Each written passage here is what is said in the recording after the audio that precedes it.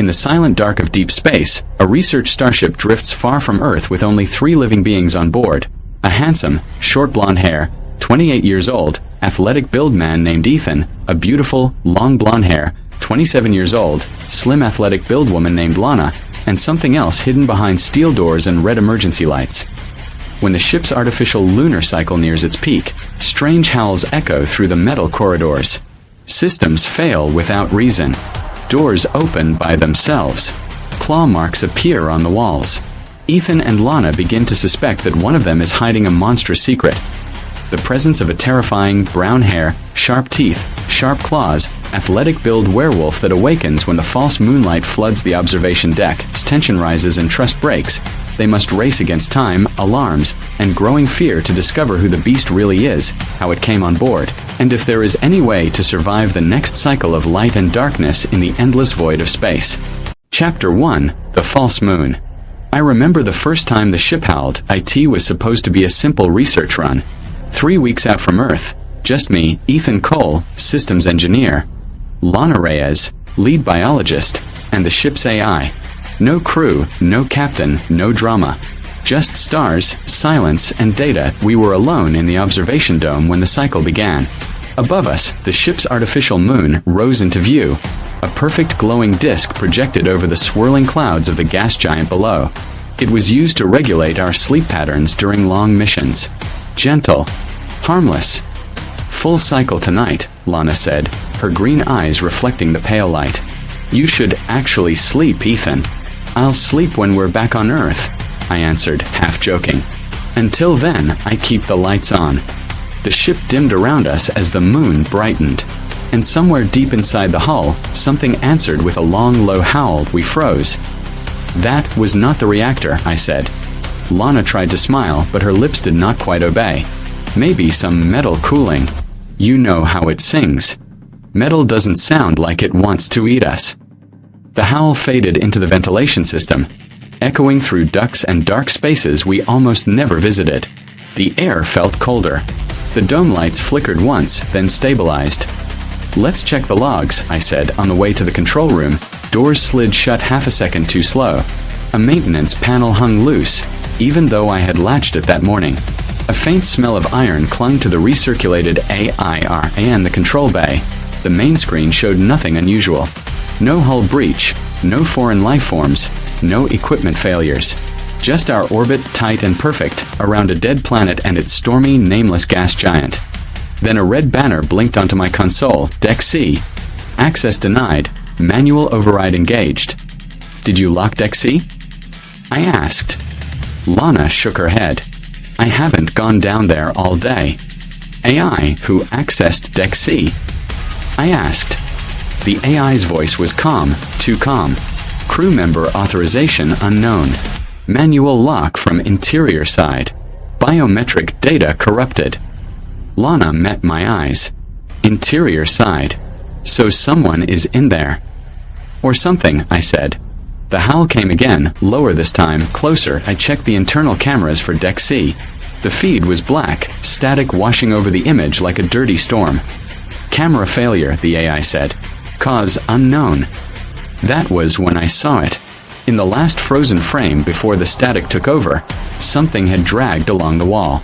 A long, deep groove. Claws. They had cut through the metal like it was soft plastic. Lana stepped closer to the screen. Ethan, this is a joke, right? I wish it was. Chapter 2: Scratches in Steel. I armed myself the only way I could, with logic. Maybe a micrometeor hit, I told Lana as we rode the lift down toward Deck C. Stress fractures can look like claw marks. Sure, she said. And maybe the howl was you practicing your singing. The lift doors opened to pitch black. Deck C's lights were offline.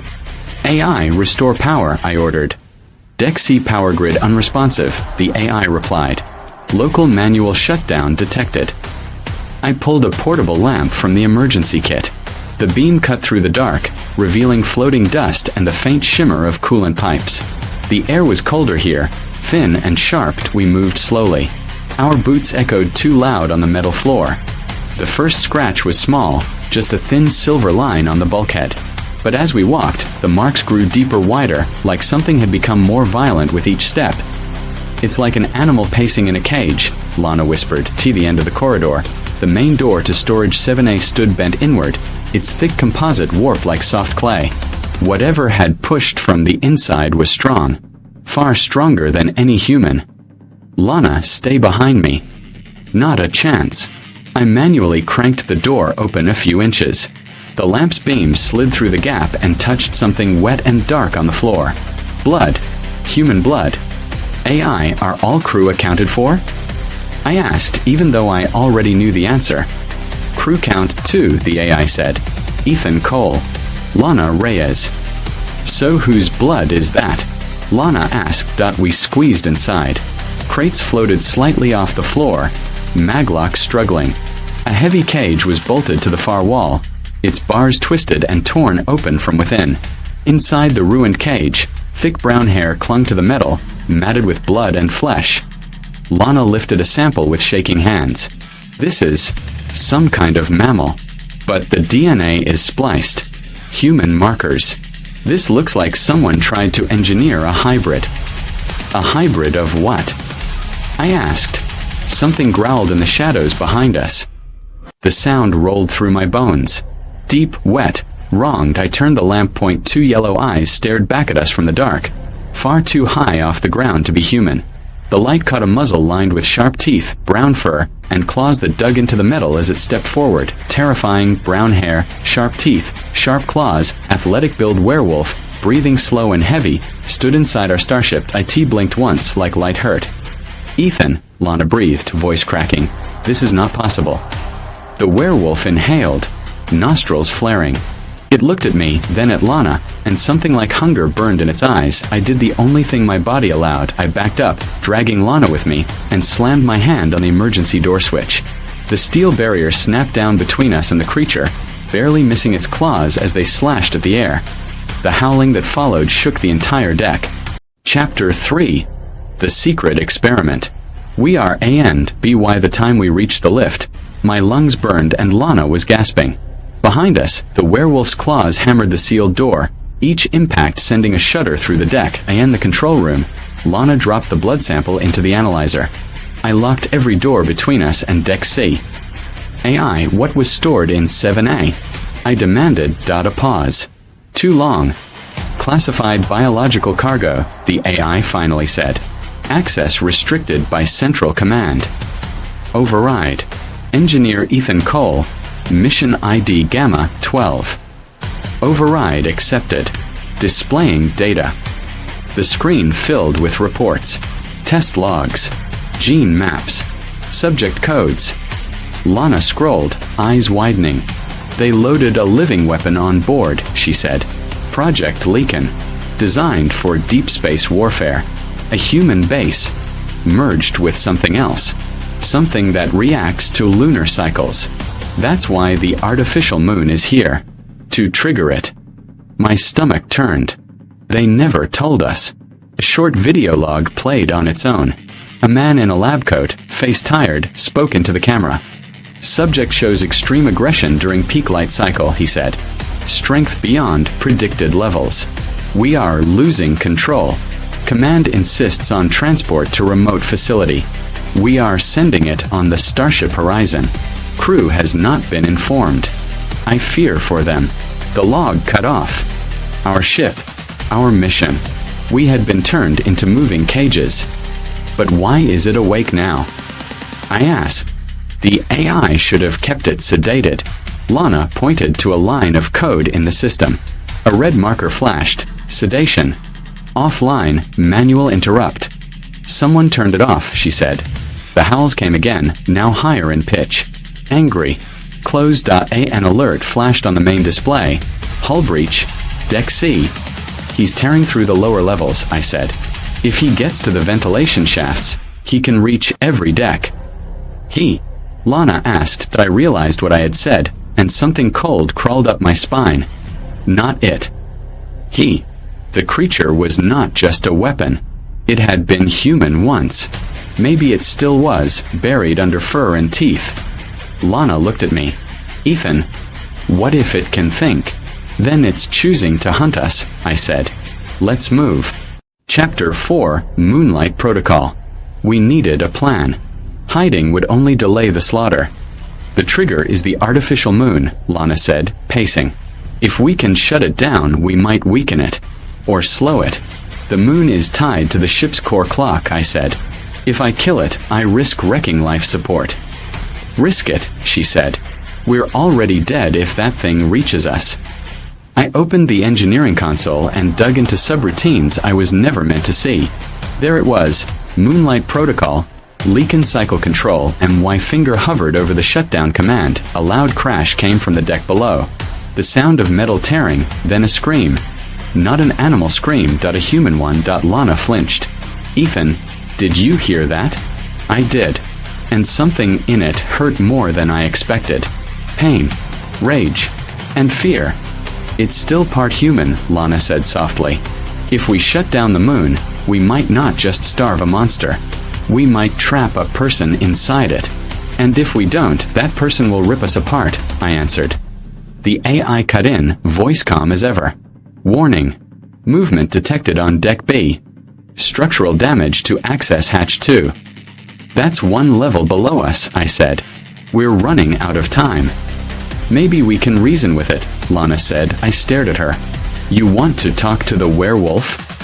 If it's human at all, maybe it understands words, she said.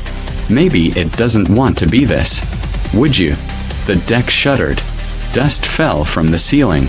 The sound of claws scraping up a ladder shaft echoed through the ventilation. Fine, I said. We try it your way. But we do it my way too. I hit a sequence of commands, not full shutdown, but a delay. The artificial moon dimmed by 20%. Enough to test a theory. Enough to anger whatever roamed our halls. Chapter 5, Voice in the Dark. We met it in the central hub, where 4 corridors crossed like veins in a cold heart. Emergency lights flashed a slow red pulse. The doors to the lower decks groaned, dented outward. With each impact, the metal bent a little more. Ethan, open a channel, Lana said. I tied the hub speakers into a local mic. My voice shook more than I liked. Whoever you are, I said, we know you can hear us. We know this isn't what you want it to be. Silence, except for our breathing and the groan of stressed metal. We found your logs, Lana said, stepping closer to the nearest vent. We know you were changed. Used. We're victims too. The pounding stopped. Scraping claws moved along the duct, closer to the hub. I aimed my pistol at the vent, hands slick with sweat. A rough, broken voice drifted through the grate. Hurt. Lana's eyes filled with tears. We don't want to hurt you. We want to help you. Lies, the voice growled, deeper now. Cage a moon, always the moon. I lowered the gun a fraction. Against every instinct, I wanted to believe there was still a person inside the monster. What's your name? I asked. The answer came as a growl and a word fused together. Marcus. Lana's jaw tightened. That was one of the lead Marines assigned to Project Leakin, she whispered. He volunteered. They didn't tell him what it would cost. Marcus, I said, the moonlight is making this worse. We can dim it more. Maybe we can stop the change. Stop, he rasped. Stop means end. Kill me. His voice broke on the last words, slipping into a feral snarl. A heavy blow smashed the vent inward. A claw burst through, inches from Lana's face. I fired. The shot hit metal as the claw vanished back into the dark. The howl that followed was pure rage. I grabbed Lana. Negotiations are over. As we ran, the ship shook, and Marcus hunted us through every echoing corridor. Chapter 6, Hunt in Zero Gravity. We sealed ourselves in the engineering ring, the only place I could fully control gravity and power. If we were going to trap Marcus, this was where we'd do it. Plan? Lana asked, holding a shock rifle she barely knew how to use. I drop gravity on this ring, I said. Turn it into a zero-G deck. He's big and fast, but he's built to run, not to float. We lure him in, spin the ring, and pin him with centripetal force. Then we adjust the moonlight and hope it does something other than kill us. Hope is not a plan, she said. It's all we've got. I opened a corridor to the ring, leaving a clear path from the hub. Then I rigged a beacon with a loop of our voices, playing back the words Marcus had reacted to. Marcus, we can help you. Marcus, the moon. Marcus. The distant thuds of heavy footsteps grew louder, closer. Too fast, I killed gravity. The lights flickered. Tools, cables, stray data pads lifted off the floor, slow and graceful. Here we go, I said. The door to the ring tore open. Marcus burst through, a blur of brown fur and rage. His claws tore grooves in the walls as he leaped, but without gravity, he sailed forward, unable to stop, spinning slowly. His eyes locked on us. His jaws opened in a soundless roar as his body drifted, massive and deadly, between us and the exit. Lana fired. The shock rifle arced electricity through the air. The bolt hit him square in the chest. His body jerked for smoking, but instead of dropping, he twisted, grabbed a loose cable, and yanked himself toward us. Spin the ring. Lana shouted. I hit the control. The entire engineering ring began to rotate. At first, it was a slow turn, then faster. Tools and debris slid along the walls. Marcus's heavy body was pulled sideways, slammed into the outer bulkhead by the building force. He roared, claws tearing at the metal, leaving bright sparks in the dim. Now the moon. Lana yelled. I tied the rotation control into the moonlight protocol. As the ring spun, the artificial moon above the gas giant outside our window dimmed further, its light turning sickly. Then almost gone, Marcus writhed. His howls broke, shifting from animal to something heart-wrenchingly human. Stop, he gasped. Please. Lana's hand closed on my wrist. Ethan. If I stop now, he'll kill us, I said. If we don't, we're killing him. The ring spun faster. The ship groaned. Somewhere above us, bulkheads cried out under strain, and Marcus began to change. Chapter 7. The man inside the beast. The fur receded first, like shadows being burned away by an invisible light. Muscles twisted, bones cracked and slid back into human shapes. Marcus's muzzle shrank, teeth retracting, claws blunting into fingers. He screamed the whole time. Not like a monster, like a man on fire.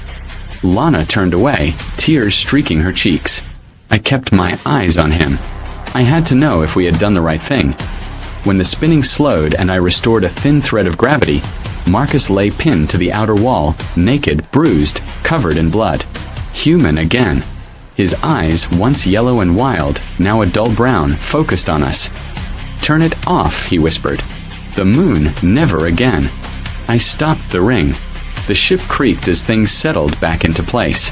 Outside, the artificial moon was almost completely dark, just a faint outline against the bright planet below. Lana floated to Marcus and gently anchored him with mag strips so he would not drift. She scanned him with a handheld. His body is fighting itself, she said. The change shredded him. Internal bleeding. I can't fix this here. Marcus laughed, a dry, broken sound. They said, I'd be a hero. First of a new kind. Stronger.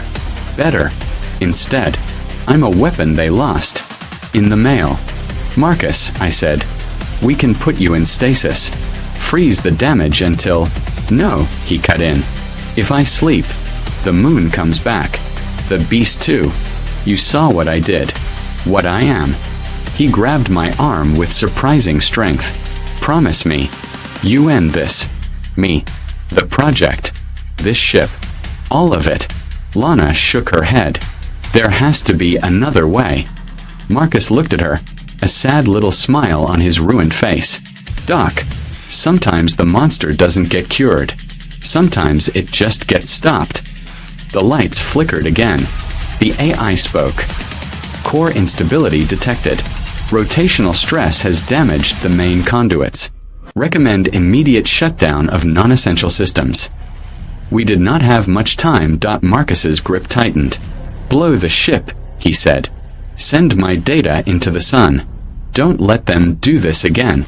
Then his hand slipped from my arm. His eyes stared past me, toward the dead moon outside. He did not breathe again. Chapter 8. Last Orbit. We left Marcus where he was, a silent witness to everything his creators had done, and the control room, alarms overlapped in a rising chorus. Core heat climbing. Conduit strain at critical. Life support losing integrity. We can still send a distress call, Lana said. Someone might reach us before. Before what? I asked. Before command drags this ship back, rebuilds the moon, and tries again? Marcus asked us for one thing. She looked at me, eyes red. And what about us, Ethan? I did not have an answer that did not sound selfish or cruel.